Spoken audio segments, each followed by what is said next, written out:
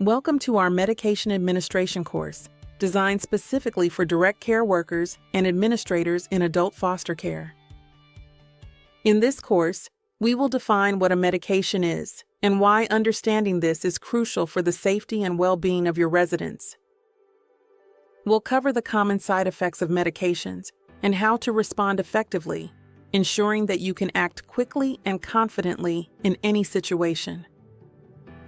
You'll receive critical information on medication administration, including the correct procedures to follow to ensure each resident receives their medication safely and accurately. Proper storage of medications is essential. We'll guide you through the best practices to keep medications safe and secure, preventing misuse or contamination.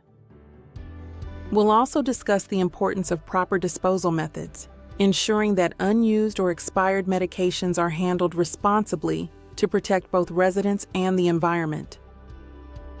Paying attention to detail is paramount.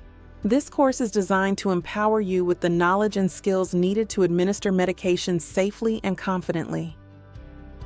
Join us in this essential training to ensure the highest standards of care in your facility. Let's get started. Enroll now and enhance your skills in medication administration.